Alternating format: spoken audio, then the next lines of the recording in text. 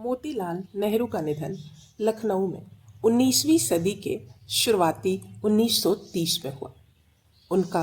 उनके बेटे जवाहरलाल नेहरू को एक सप्ताह पहले जेल से रिहा कर दिया गया था। उनके पिता की बिगड़ती हालत के कारण हताशा में आकर उन्होंने अपने पिता को वहां से स्थानांतरित कर दिया था।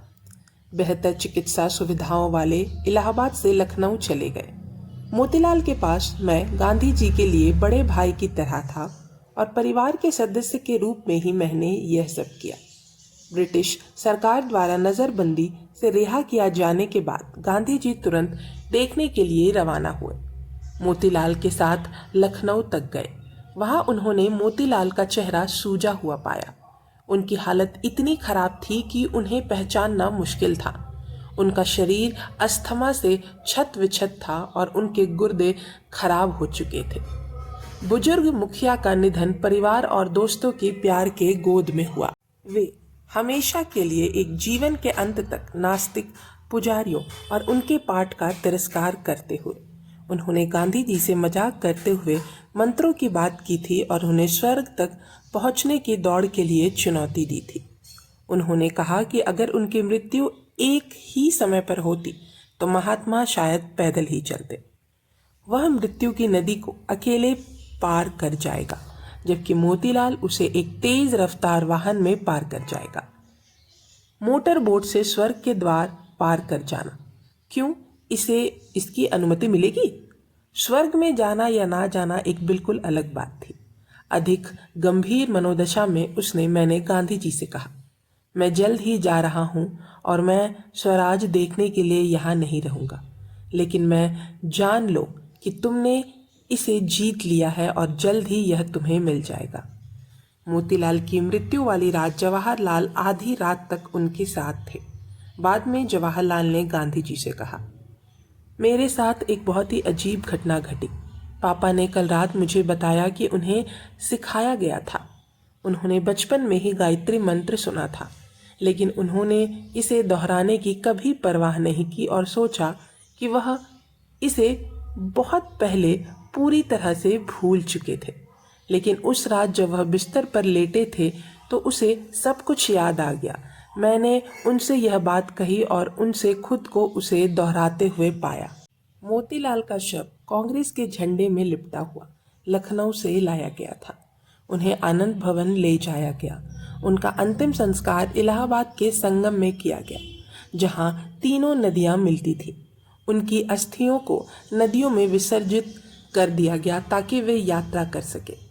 महासागरों में शोक मनाने वाली विशाल भीड़ शव यात्रा के साथ चल रही थी। गांधी जी स्वरूप रानी विजय लक्ष्मी, कृष्ण कमला और इंदिरा भी उपस्थित थी। जवाहरलाल अपने पिता के निधन पर शोक में फूट फूट कर रो पड़े, मानो पहाड़ टूट पड़ा हो। सब कुछ बिखर गया। अब वह परिवार का मुखिया था, अपनी माँ और बहनों का। उसने उन्हें यह महसूस कराने का निश्चय किया कि पुराने में कुछ भी नहीं बदला है। पिता और पुत्र के बीच का रिश्ता प्यार से कहीं अधिक परिपक्व हो चुका था। आपसी सम्मान और गौरव, एक ऐसा रिश्ता जो उन्हें एक समानता के आधार पर एकजुट करता था। हालांकि शायद काम का नहीं, मन का। जवाहरलाल उन शुरुआती वर्षों में एक मोतीलाल, एक संयमी, कम जरूरत वाले व्यक्ति थे, जिसकी हंसी विशाल परिवार को भर देती थी। वह घर जो अपने विस्तारित परिवार और दोस्तों को अपने आलिंगन में समेट सकता था। प्रचुरता का आनंद ले और उदार हृदय से दान करे। वह बहुत ही तीक्ष्ण बुद्धि के थे। बुद्धि और एक तीसरे दशक में भारतीयों के बीच शायद ही कभी देखा जाता। 20वीं सदी का। इंदिरा अपने दादाजी से एक बच्चे की तरह बेहद प्यार करती थी। उसकी रक्षा उन्होंने की जब उनके माता पिता ने इंदिरा को डांटा। उन्होंने उनकी मदद की, उनकी बातें सुनी। छोटी छोटी समस्याओं को वह हंसकर टाल देते थे। वह उसकी असुरक्षा में सहारा थे। अराजक दुनिया, वह आधारशिला जो हमेशा से मौजूद थी, एक ऐसी उपस्थिति जो पूर्ण है कि अकेले या सुरक्षित महसूस करने के लिए कोई जगह नहीं बची थी। अकेला लगभग भुला दिया गया। आनंद भवन में इंदिरा एक खंबे के पीछे छिपकर रो रही थी। यह उनका पहला अनुभव था, दुख का परिचय। उसका शरीर एक ऐसी भावना से व्याकुल था जिससे वह परिचित नहीं थी। 5 दशक बाद अपने दादा मोतीलाल का जिक्र करते हुए इंदिरा ने कहा। साथ में उनकी मृत्यु के बाद आनंद भवन में सन्नाटा छा गया। उनकी बुलंद आवाज़ अब गूंज नहीं रही थी, कमरों में या बरामदों के किनारे। उसने उसकी गर्मजोशी और उसके उग्र स्वभाव का वर्णन किया। क्षणिक क्रोध। अपनी यादों को याद करते हुए मुस्कुराते हुए इंदिरा ने कहा, वह हमेशा कमरे को अपनी उपस्थिति से भर देते थे। हालांकि अब मुझे एहसास होता है कि वह वास्तव में उतना लंबा नहीं थे, लेकिन उस समय मुझे लगा कि वह बहुत लंबे और चौड़े हैं।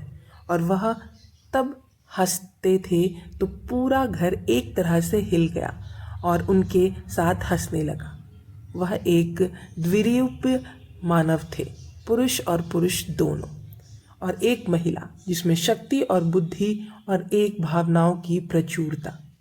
आंखों में चमक लिए उसने आगे कहा कि उसे ऐसा लगता है जैसे वह उन्हें जवाहरलाल बहुत थका हुआ महसूस कर रहा था। उसने अपने पिता की मृत्यु के बाद उसे नई ऊर्जा प्राप्त करने की आवश्यकता थी। अपने चारों ओर मौजूद जटिल राजनीतिक समस्याओं को स्पष्ट रूप से बताने के लिए, आराम करने के लिए, पेड़ देखने के लिए, लोगों से मिलने के लिए, छुट्टियां मनाने के लिए।